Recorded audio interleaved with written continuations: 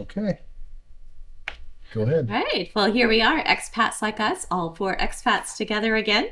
Chris and Erica, it's good to see you guys. Good to see you guys. Nice to see you. I hear you guys took a little road trip recently to Merida. Merida. What was that all about? Chris. Yeah, I was playing in a pickleball tournament there. Really? Yeah. Okay, cool. How'd it go? I got third place in the men's 50 plus division. So pretty good. Not, still got some work to do, but not bad. Cool. So how was Merida? Did you like Merida? It was busy. It was busier than I thought. So we actually ended up staying in Progresso, Okay. which is about 30 minutes. Yeah, about 30 About minutes 30 north. minutes. And we enjoyed it. Very easy access to the beach, walking distance in Progresso. Merida was, like I said, it was busy. But it had a lot of nice things, like a big city would have it, had everything available. I guess I had never known anything about Merida until I moved here and we went and visited there. Yeah. You don't think of there's a city of nearly 1 million people. Right. Yes. What, 3 hours away, 4 hours, 2 hours? Yeah, I think it Something was like that? 3.5 hours, something like that. Okay. Very cool. So you play pickleball. Pickleball is a big thing that I think we all learned when we came here, right? Did you ever play pickleball? Did you play pickleball before I you came never here? played any sports. 5 or 6 times in the States, and that was it. Right. Yeah. And now you're like super stud pickleball player. I don't know about that, but I do enjoy it. And me and Erica, we just play pickleball. So, And I just hear about pickleball because I'm the only one that doesn't play pickleball, but that's okay. It's kind of a big thing down in Mexico, at least in this It area, it is. seems to be. And I heard it's even bigger on the West Coast. right. And it's a huge thing in the States now, too. Yeah. Last time we went to Sioux City, Iowa, there's pickleball courts everywhere. Yeah. So I think the fastest growing sport in North America, they say. We were totally amazed by that. Yes. So there's like businesses now. You guys, when you went back to Utah, Yeah. found a place that's. Tell us Yes. about that. Actually, it's the Shed. Yeah, and the it's Shed. an indoor pickleball court. And they have about 5 courts. They've got 2 different locations, but Yes, they do. And it's amazing. It's grown so much. They are so helpful. They actually donated. We had over 75 pickleball paddles donated for the kids here in the Pueblo in Akumal. Okay, cool. Yeah. yeah, they did a great job helping us out, getting all those collected from the members of their organization that donated them to them. And then our friend that's a member of the Shed in their pickleball group brought them down on the airplane. Right. Playing. So why do you think pickleball is so popular? I think because anybody can play it. It takes a while to play it well, but you can play it the first day and have a good time. Yeah, No.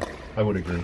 Yeah, it seems like there's like maybe a lot of restaurants and venues that are kind of adding a pickleball theme to it. I Yeah. know there's some franchises in the States. Yeah, chicken and pickle. And when we were in Progresso, actually, we were at a place called Crocodiles, and they had 3 pickleball courts there at the restaurant. Very It's cool. cool. That's great. So Yeah. you can go drink, eat wings, There and you play go. pickleball. Yeah, maybe not like- in that order. That's but like a perfect weekend right there, right? it is. So today's guest is the one who I think was the recipient of all those paddles, right? Yes. She was, yeah. Yes, Yeah. she was. We donated 50 paddles to the program for the elementary, secondary school children. And Amy's, oh my goodness, amazing with these children. Trying just to even get the donation to them. The kids were excited, happy, but Amy, she puts in a lot of time for these children. Yeah. Excellent. Yeah. And Akumal is going to be featuring a pickleball club. Is that what I hear? Yes, Getting they one are rolling? actually beginning a pickleball club, or they already are in the process of the pickleball club, beginning the pickleball club. And they're trying right now, because there's not very many courts in the Pueblo, and it gets really busy. So sometimes you're sitting down longer than you'd want to. And so they started this pickleball club, and it's in the beginning steps right now. Okay.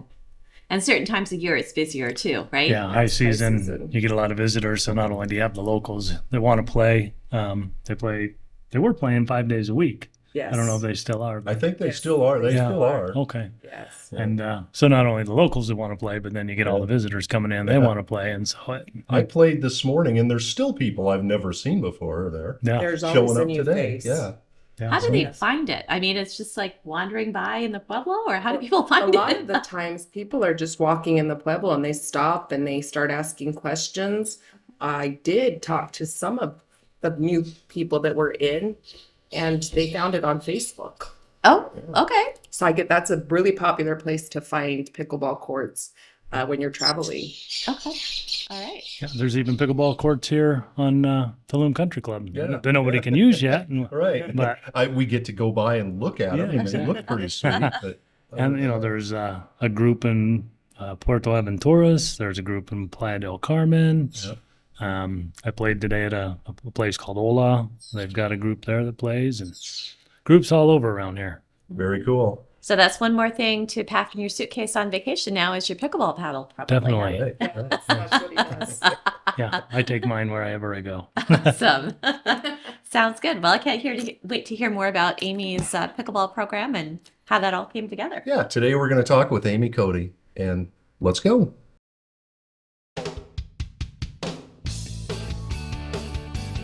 Welcome to Expats Like Us, exploring the world of U.S. expat life in Mexico. In each episode, we'll meet new people and hear their personal stories. We'll also learn more about the expat life and get a few tips on everything from making your move to settling in and living your dream.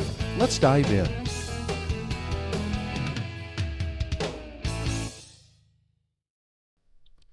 Welcome to Expats Like Us. I'm Bob Bussey, along with Erica Kowalski. We and our spouses made the move to Mexico in the summer of 2021, and today we're talking with Amy Coady. Amy is a U.S. expat living up the road from us in Quintana Roo.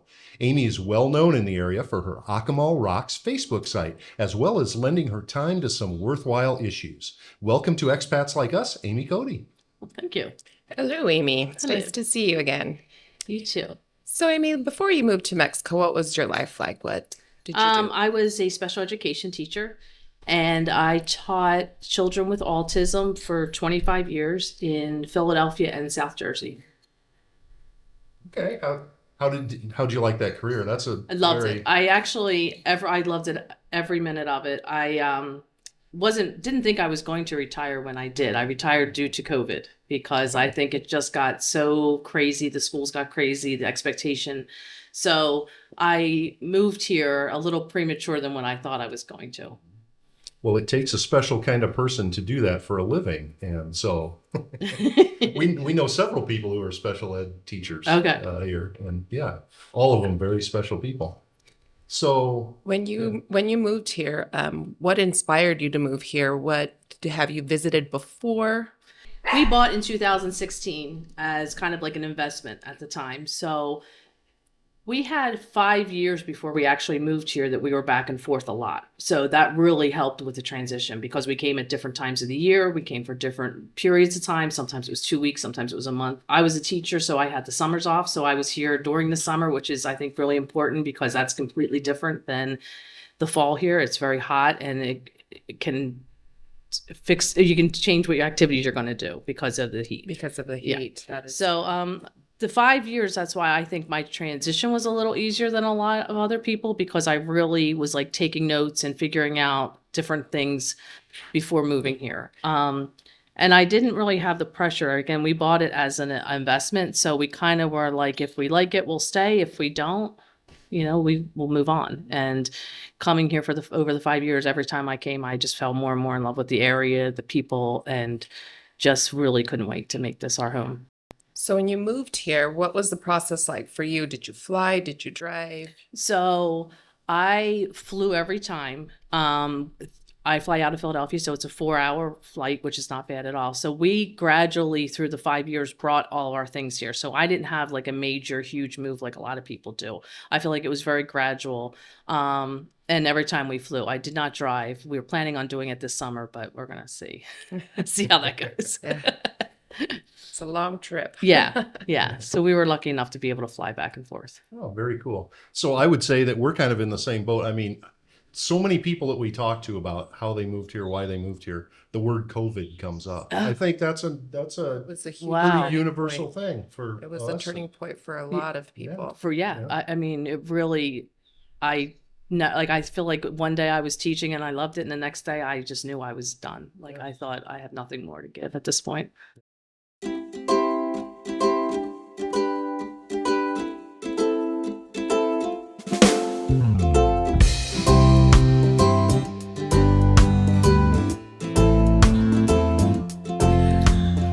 Amy, what kind of challenges did you have in making your move? Other than COVID, what were some challenges you faced? I think just figuring out all the information. I thought we did a lot of research before we came, but finding the resources and the people to talk to point you in the right direction for different things, like getting your RFC and making sure you have all your bills paid and all of that. We had a property manager doing it up to that point. So when we moved down here, we eventually had to take over all of that. So just kind of navigating that was a little bit difficult at times, but I think if you're just calm and you realize it's a process and you just kind of have to go through the process. And some days it works out and some days it does not.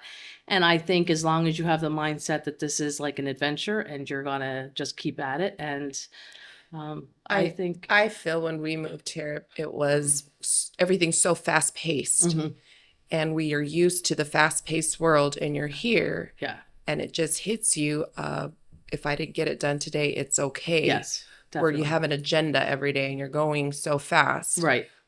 It'll be 3 years, and let me tell you, it works. Yeah. And I think even just at home, I feel like we always know where to go to find information. Yes. Where I don't think here, one office that you think you're going to is not where you need to go. So I think just navigating that, trying to find people and resources that really can help you, and just really being patient. I mean, it really is a process. And I Yes. think as long as you have that in your mind, I think there are days you're going to get absolutely nothing done, and that's okay. Yes, and it's okay. We have, we That's have okay. tomorrow. Yeah. We have It better be tomorrow. okay Yeah. because it's absolutely going to happen. Yeah, you so- know? Yes. Yeah. So when you got here, what is something that surprised you?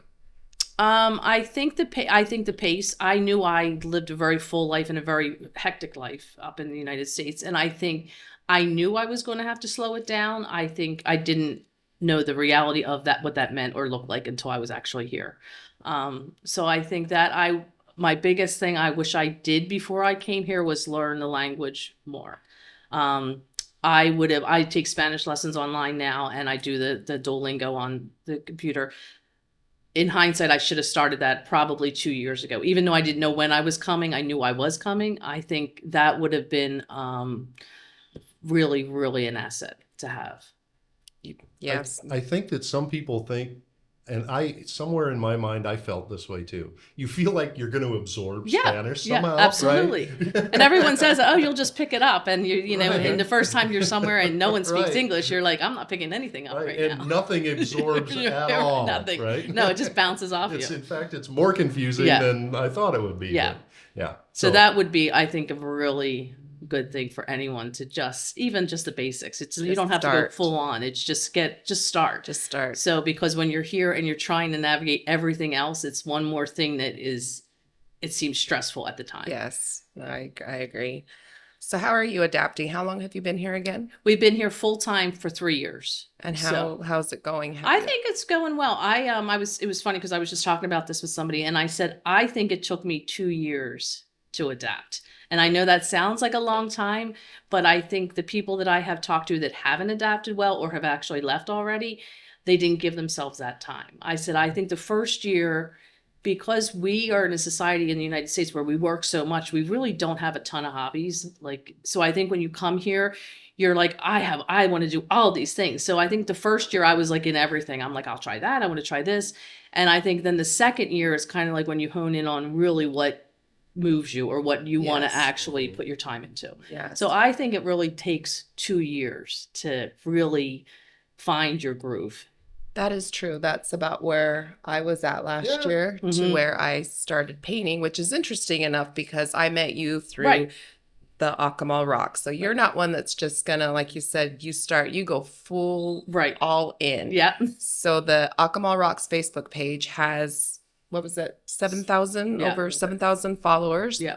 And that's how we connected. Right. When we first started seeing each other and painting rocks together. Yeah. That is amazing. So what's that whole focus on? What So I started that actually when I was teaching in New Jersey. Like I said, I taught children with autism. So we kind of did that and started hiding them around the community. And we would write good notes on them and things like that. So it really took off there. And I got such positive feedback. I got emails every single week of people that would find it and just have had some information given to them that was so sad or so upsetting, and then they find this rock and they really change their day or change the way they felt like that was meant to be. Yes. And I always think that like the rock finds the person, like whoever Yes. needs to find that message. And because it was so received so well where I was, when I came here for over the 5 years before I moved here full time, I would bring bags with me and start doing it. And the same thing, the kids here loved it. I went to the schools and we did it. They would hide it to each other. I mean, they got a kick out of it because they would just hide it in the Pueblo and the kids would find it.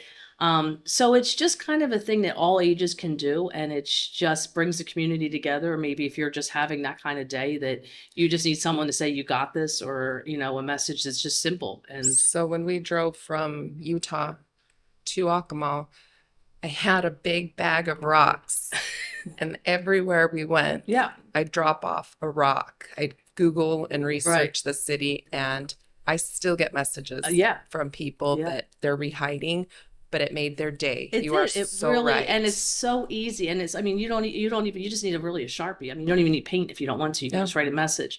So I think it just brought so much positivity to like where I was in New Jersey and then here. And we figured out they've been in every country there've been over 100 countries that the rocks from Akumal Rocks have been in. So that's crazy. I mean, everyone was excited to take them on every vacation they went to. Yeah. And it's such an easy thing. And again, it doesn't matter what age you are. I've done it with older people. I've done it with kids. I've done it with preschoolers where they just paint them, just paint them and then don't write. And it's cool. It's fun to find. Yeah. When I find them, Yeah. I find it, look at it, take a picture, Yeah. post, Yeah, and it's just happy. it is. It's just an easy thing that everyone can do. That is true. Absolutely. So, what do you hope happens when someone finds a rock? I hope sees they the really message? just get a connection like with something like other than, I mean, if you're having a really bad day and you feel like this is, you're just tired and exhausted and like it makes you happy or just gives you like someone cares or and when you're in a community like Akumal, it's a small community, so like someone in the community did it, so it kind of just gives you a feeling of like, oh, there are people that care or there are people that are looking out for us. It's an invisible support system Yeah, for you out it there. really somewhere, right? is. And You don't know who it is, but somebody Yeah. cares about you. Yes. Yeah. Yes, exactly. And I think in a small community it's really cool because they Yes. know it's one of their neighbors did it. So Yeah, you're involved with that as well, but you're also involved with the local school and the sport pickleball. yes. This is another thing where we were able Yep. to come absolutely, yeah. together and help with the pickleball. Tell us a little bit about that. So when I first came down here, the first year I did the Akumal Rocks in all the schools, and that was great. And I kind of felt like once I introduced that, they can take it and go with that. I didn't need to keep revisiting that. So then the second year we did a weaving project with a factory that recycled socks. So they gave us that and we weaved pot holders for the families. So that was year 2. So then year 3, when I was talking to the principal or the director of the school, we wanted to come up with something that we didn't need to keep buying resources or that I didn't have to keep going to the United States and getting things to bring back for us to be able to do something. So we kind of looked around at the community and said, like, what do we have here already that we can build upon that they don't necessarily need me? Like I can introduce something, but then the kids can take on this. So pickleball was it. I mean, they have beautiful courts and it's accessible to everyone. So that's kind of where we went with that. So we started figuring out how to get the nets down here and the paddles. And thank you, Erica, because you helped us That was- tremendously. The shed from Ogden, Utah, Yeah. all their members Yeah. are the ones that donated their gently used paddles or they purchased them. And it was unbelievable. Grateful for our friend Linda who travels to visit us and she brought them all in for the kids. Yes. It was something I was very passionate about. We Yes. wanted to give back to the community and this was a way to help, but I'm grateful for everybody. Yes, it really was. And I feel like going forward, it's a reasonable thing that we can, if we need new things. A paddle is not so hard for someone to bring down, or people don't mind given gently used, or ones that, they upgrade it. So I feel like far after I don't, if I stop doing this, it's something that the school hopefully can continue themselves or get more volunteers to help with the school. You do amazing. When I watched you with those kids, Thank you. you're very patient with them, but you do amazing. And I can see them. They enjoy themselves. They're excited to play. They want to go and play. And I love one thing. I love many things, but the one thing, the little girls Yes. are getting involved, Yes. which in the tradition, little girls don't do Yes. that. They're more taught to stay at home. Yes. They're taught you have to clean, you have to start doing Yes. women stuff in the house because they still believe in that. Yeah. And So we saw that in the beginning. So to see those girls going out there and trying, Yes. it's amazing. Yes, when we started, the girls really did not want to interact at all. They really didn't want any part of it. We almost had tears at one point for some of them. They really just didn't have that exposure. They didn't have that experience. And within 3 or 4 weeks, they were complaining about getting the middle court or what court they wanted. So I said, it was such a great thing. And they weren't putting up with it. Like if it was their turn on the court, they spoke up, and I thought, That's good. this is really yes, cool. it is. They got some self-assurance. They or so- really yeah. did. Yeah. Wow, very cool. Yes. So how old are the kids that are in this? They're this group? 12 to 14. Okay. Yeah. That's an impressionable age to learn a sport. Yeah. And they're, they're probably pretty good at it They're at that really age, good at it. And they have a lot of energy, and when they fall, they bounce, which we all have lost through the years. We do not bounce back up. We see that at pickleball that we play. Nobody bounces. Nobody bounces. No, I actually watched him, and I think he literally just bounced back up, and it didn't skip a beat. So We fall. Yeah. I won't see you for the next week. exactly, and I need a couple people to help me Yes. get up. Yeah. So what do you personally get out of all the I work think that you do? because we said at COVID, I didn't think at the time I was ready to not be with children. I did that for 25 years. I really didn't know anything else, and I love it. I really love working with kids. So I think just exposing them to something that they might not have been exposed to, I think is cool. And I just love interacting with them. I find them very funny. I find them, the energy they have is just infectious. I mean, you go in there tired, and within 5 minutes you're running around, and they're just so appreciative. They're so respectful, and I just really love it. I love the school. The teachers I work with are wonderful and so patient with me. We do incorporate English every week. We have vocabulary words that we do every week that I email the teacher before we see them. And I usually email like a little video clip of what we're going to do. So they're aware of That was my question. Yeah. Like, how do you communicate with the kids? Yeah. Do they know English enough, or No. do you know enough Spanish that you can? I feel like it's a little bit of a mix. So I do give them the words for kind of what the lesson is going to be. So it's usually between 5 to 10 words a week that they'll learn of. Like, so it was like net and court and paddle and things that they're going to hear over and over again, that like if volunteers come, it's kind of like some people don't have any Spanish background. So it's kind of like if they don't, the kids at least know the words that we're talking about for the game. So I just send everything to the teachers, usually the day before, and they go over it the morning before they see me. So we kind of go from there. Some of the kids are pretty good. There are a few bilingual children, and they really love it. Like they, step up. They correct me all the time. And How do you guys call the sport pickleball? Because it literally translates to pelota de pepino, see, where a lot of people are starting to call it pepinillo. okay. So what do you guys We call it pickleball. Pickleball. So, just pickleball. Just pickleball. Yeah. So the kids, like I just said, it's an American sport. This is what they call it. And I explained it was a funny name to us also. It really doesn't necessarily make sense to us either. Like it's just kind of, and so they kind of laughed at it, and that's just where we went with it. It's just, well, I thought it was too hard. I tried to figure out how we were going to translate it, and I thought it's just easier to say pickleball. It's pickleball. It's right. So they call it pickleball. So with you, having limited Spanish, them having Yeah. limited English, Yeah.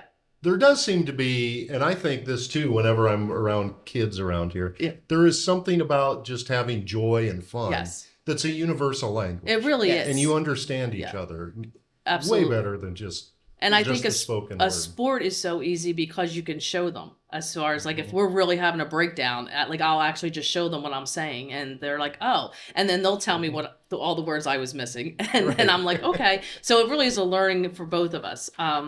But and that's why I actually like this age group, because I think they understand more that we don't understand the language. The younger kids, it's a little harder for them when I say I don't know what you're saying, so they get a little more upset. But I think the older kids, it's a little easier.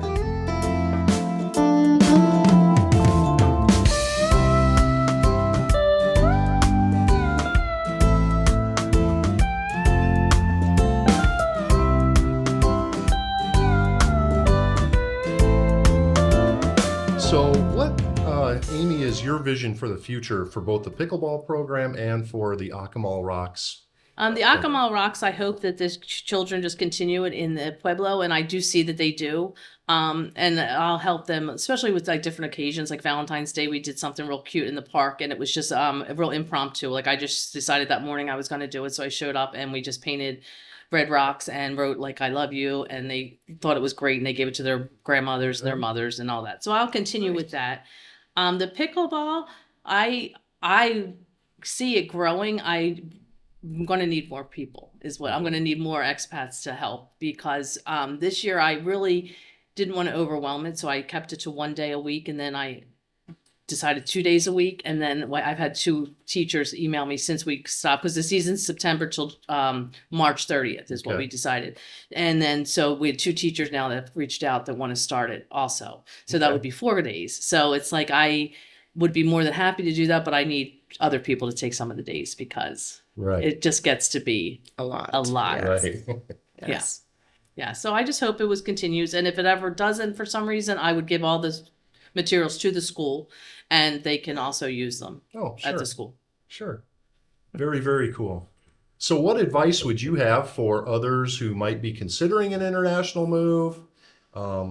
What should they be thinking about that maybe they aren't thinking about?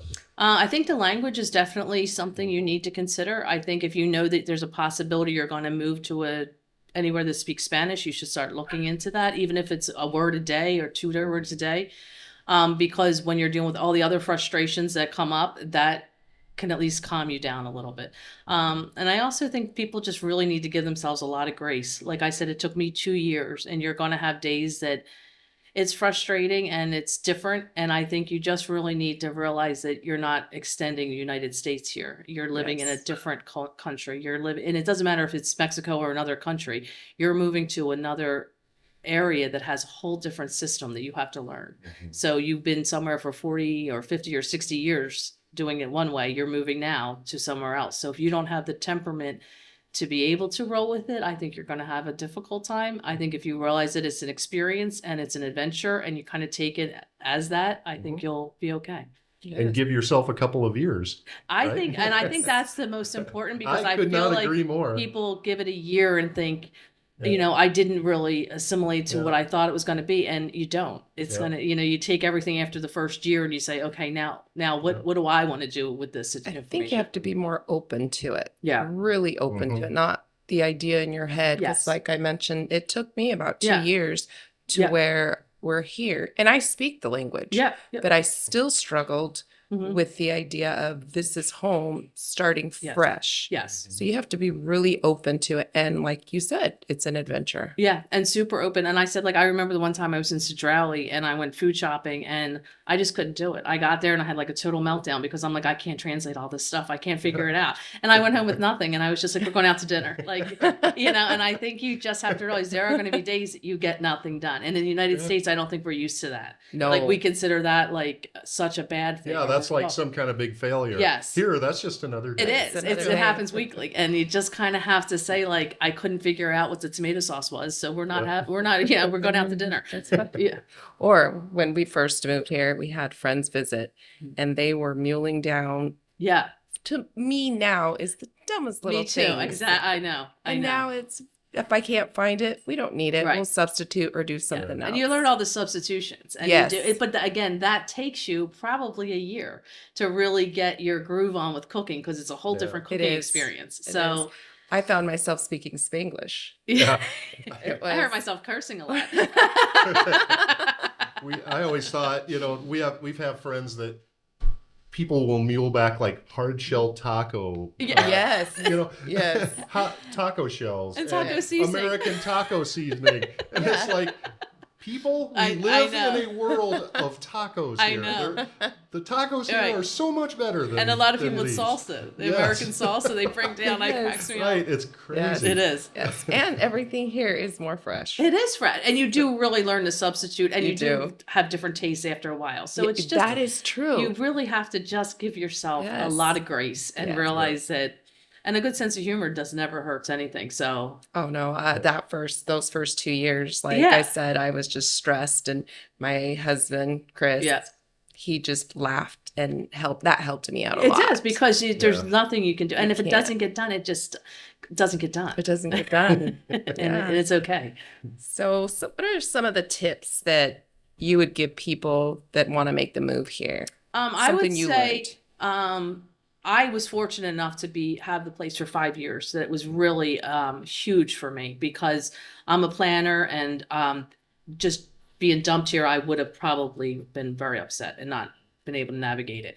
My biggest thing would be rent where you're going to go or where you think you want to live, because I think when you buy, you feel trapped and you think that, oh my goodness, I can't leave now. So I would say rent where you think you want to go. And I think also come at different times of the year. If you come every time at Christmas time, that's what you're going to see. You're going to see that kind of weather. Come at different times of the year, see different weathers, see different seasons here. Because even though it's always nice and hot, I mean, sometimes in the summer it's hot. It's hot. So, Very hot. so I would think explore where you want to go. And if you come here and you don't like it and you're renting, then go to another place. It doesn't mean Mexico's not for you. It might just mean this area is This not area, I agree. Exactly. Yes. So one of the traditions that we have on this podcast, I don't know if you've listened to it, is a thing we call Que Padre, Que Malo. And it's one thing that we really love about living here in this area. And one thing we don't say we hate it, but it's something that we're still adapting to. Okay. So would you have one Que Padre and one Que Malo? The good is easy, the people and the community. The people here are so warm and have welcomed me, and that I just am so grateful for.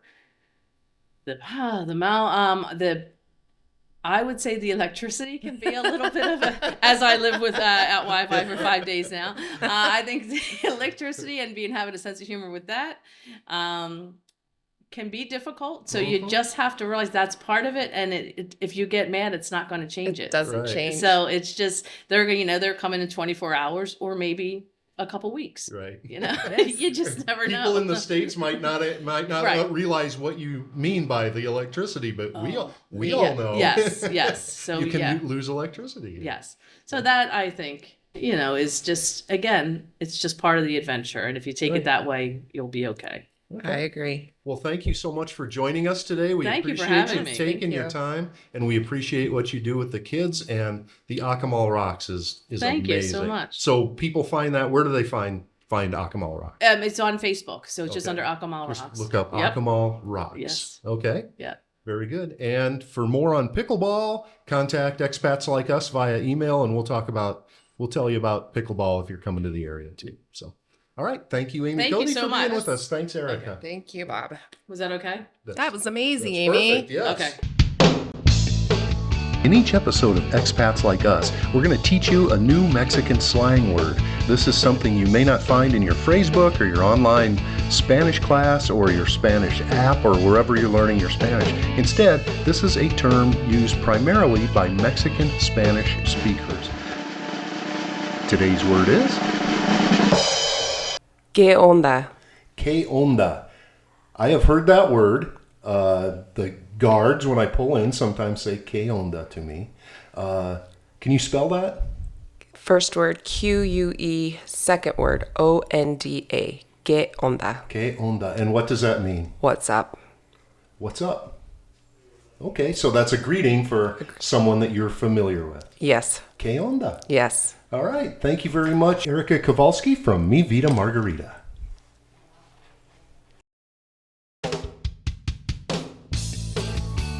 We'd love to hear your thoughts on today's topic.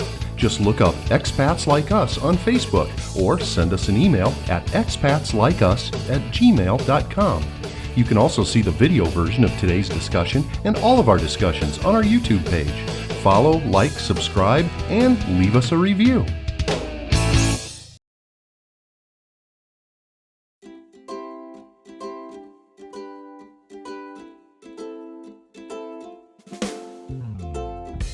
Thank you to today's guest, Amy Coady, for sharing her inspiring life in Mexico with us.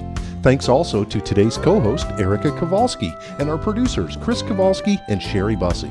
Most of all, thank you for tuning in to Expats Like Us, and thank you for interacting with us on social media.